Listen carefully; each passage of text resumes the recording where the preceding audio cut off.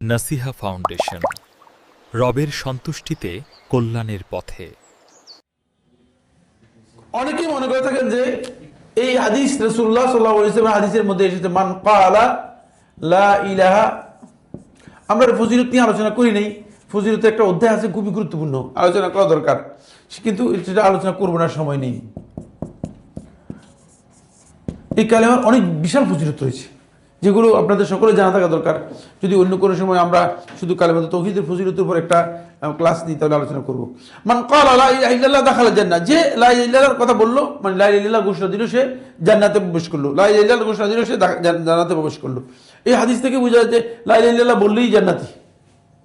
তখন একদম বলছে, শুনেন, এত আপনি ঝামেলা করতেছেন কি চিনতেছে বললেন, এত কথার দরকার কি? এত আকীদার আলোচনার প্রয়োজন, তাওহীদের এত আলোচনার প্রয়োজনটা কি? কথা তো খুব শর্টকাট দেখতেছি, লাইন তো একেবারে শর্টকাট, ঠিক না? আপনি এত বক্তব্য দিয়ে কি কারণে সময় নষ্ট করতেছেন আমাদের? লাইন শর্টকাট, লা ইলাহা ইল্লাল্লাহ বলে দিয়েছি জান্নাত। আর এটা যে সহিহ হাদিস, এই ব্যাপারে কারো দ্বিমত নেই। মানে দুনিয়ার কোনো আলেম এই হাদিসের ব্যাপারে এই বক্তব্য দেন নাই বা এই কথা বলেন নাই যে এর মধ্যে কি আছে, বিতর্ক আছে। এর মধ্যে কোনো বিতর্ক আছে, দুনিয়ার কোনো আলেম এটি বলেন নাই। সুতরাং লাইন যেহেতু শর্টকাট, খুবই শর্টকাট, খুবই সংক্ষিপ্ত, তা আপনি কেন এত কথাগুলো এতগুলো বলছেন? কোন দরকার আছে? এটা প্রশ্ন হতে পারে। ওয়াহাব ইবনে মুনাব্বিহ রাহিমাহুল্লাহ তাআলা তাবিঈদের মধ্যে প্রসিদ্ধ ব্যক্তি ছিলেন। ওয়াহাব ইবনে মুনাব্বিহ রাহিমাহুল্লাহ তাআলা তাবিঈদের মধ্যে প্রসিদ্ধ ব্যক্তি ছিলেন। কিলা লাহু, তাকে জিজ্ঞেস করা হলো, আলাইসা কাউলু লা ইলাহা ইল্লাল্লাহ মিফতাহুল জান্নাহ, এই কথা সঠিক নয় কি যে লা ইলাহা ইল্লাল্লাহ এই কথাটা বলা এটা হচ্ছে জান্নাতুল চাবি? তাহলে এই হাদিস থেকে আরেকটা জিনিস বোঝা যাচ্ছে, সেটা হলো এই, আমাদের সমাজের মধ্যে আর বাসের পিছনে পিছনে লেখা আছে কি, নামাজ বেহেশতের চাবি। এই হাদিস শুদ্ধ নয়, এই হাদিসটা দাঈফ, সনদের দিক থেকে হাদিসটা কি দাঈফ, দুর্বল, গ্রহণযোগ্য নয়। এই হাদিসটা বেশি প্রচলিত, যেখানে মানে প্রথমেই ওয়াজ করতে শুরু করে যে মানে আস-সালাতু মিফতাহুল জান্নাহ, আস-সালাতু কি মিফতাহুল জান্নাহ। এমনকি একজন বড় আলেম এক জায়গায়, আমি মসজিদের মধ্যে নামাজ পড়তেছিলাম, এখানে এইটা দিয়েই ওয়াজ সালে পুরা জুমার খুতবা মিথ্যা হাদিসের উপর। বেখবর জাতি, মানে পড়ালেখা তো নাই, তারপরে আলেম ওলামাদেরও কোনো খোঁজ খবর নেই। মিফতাহুল জান্নাহ, জান্নাতের চাবি হচ্ছে মূলত লা ইলাহা ইল্লাল্লাহ। লা ইলাহা ইল্লাল্লাহর দুটি ফজিলত রয়েছে, একটা হচ্ছে লা ইলাহা ইল্লাল্লাহ হচ্ছে মিফতাহুল জান্নাহ, আর একটা হচ্ছে লা ইলাহা ইল্লাল্লাহ হচ্ছে কি না জানলে চলবে না। না জানলে এখানে মাদ্রাসা নসিহার শিক্ষকদেরকে আরেকবার পড়ার জন্য ভর্তি করে দিতে হবে। হ্যাঁ,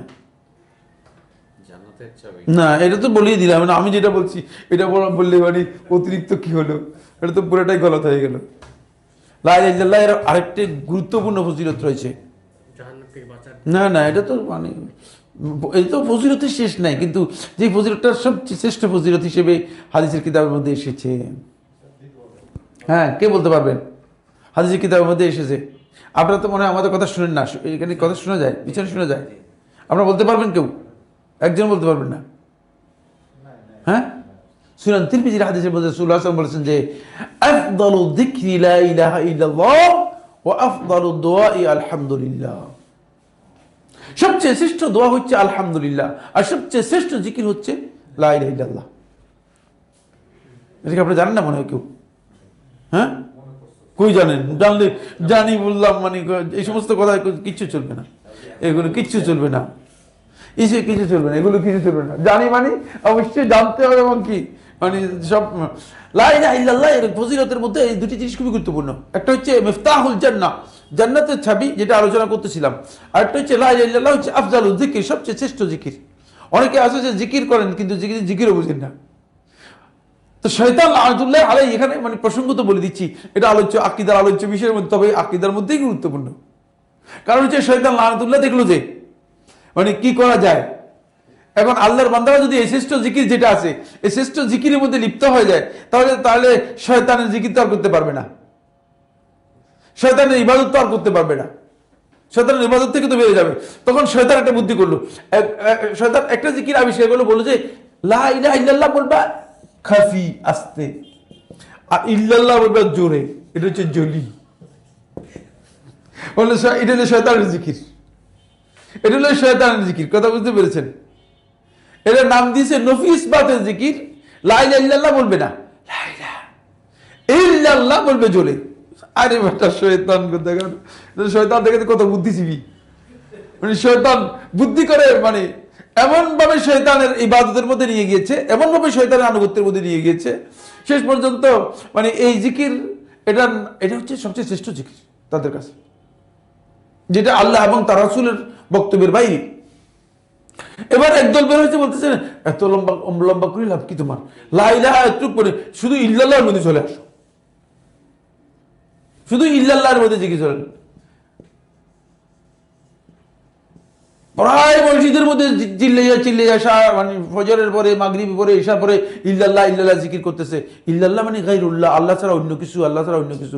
নাউজুবিল্লাহ, এদের কি ইবাদত করতেছে, এরা কার ইবাদত করতেছে? আল্লাহ ছাড়া অন্য কিছু কার? কে? শয়তান। শয়তান ছাড়া আর কিছু কেউ না।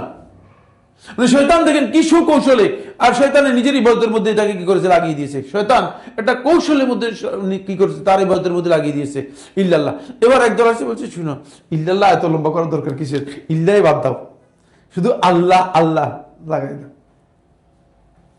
শুধু আল্লাহ আল্লাহ। এটাও শয়তানের আনুগত্য, শুধু আল্লাহ আল্লাহ, মানে শুধু আল্লাহ আল্লাহ এই জিকির করা হারাম, জায়েজ নেই। আল্লাহ রাব্বুল আলামিন আল্লাহ আল্লাহ। আমার একজন এসে বলে, সাইফুল্লাহ ভাই কি বলতেছেন আপনি এগুলা?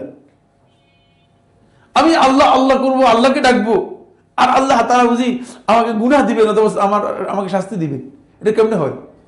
আমি বলছি হ্যাঁ, এটা কেমনে হয়? আপনি আল্লাহ ডাকার কারণে শাস্তি দিচ্ছেন না, কারণ আপনি আল্লাহ রাব্বুল আলামিন যে পদ্ধতিতে আল্লাহর জিকির করতে বলছেন সেই পদ্ধতি লঙ্ঘন করার কারণে আপনি শাস্তি পাবেন, কারণ এটা জিকির নয়। আর এটা আকল দিয়ে চিন্তা করেন খুব ভালো করে। আপনারা এখানে সবাই মানে আধা ঘন্টা পর্যন্ত সাইফুল্লাহ সাইফুল্লাহ সাইফুল্লাহ বললেন, কিচ্ছু বললেন না। সাইফুল্লাহ কি, আমি কি চুরি করব না কি করব, না পানি দিবেন না কি দিবেন, কিছু বললেন না। সাইফুল্লাহ কি? আল্লাহ আল্লাহ বললেন আল্লাহ রাব্বুল আলামিনকে, কিন্তু আল্লাহকে কিছুই বললেন না, আল্লাহকে সম্মানও দিলেন না, ঠিক না?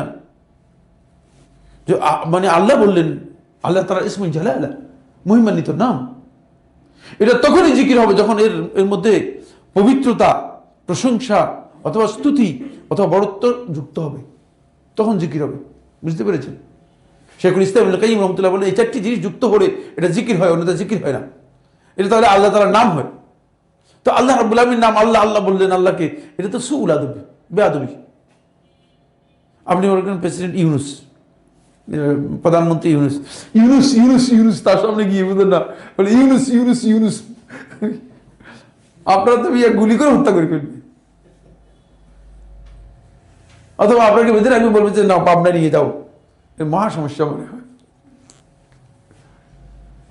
আল্লাহ রাব্বুল আলামিন আল্লাহ আল্লাহ বলতেছে গাধার মতো, সে মনে করতেছে যে এটা জিকির, এটা জিকির নয়, এটা আল্লাহ তাআলার পবিত্রতার কোন দিক এখানে আসে নেই। ফলে শয়তান দেখছেন কত কৌশল এটা লাগা জাগাইছে, এবং শয়তানের এখন আপনি বুঝতে পারবেন। আপনি বলছেন ভাই আপনি কি বলতেছেন, আপনি কি বলতেছেন?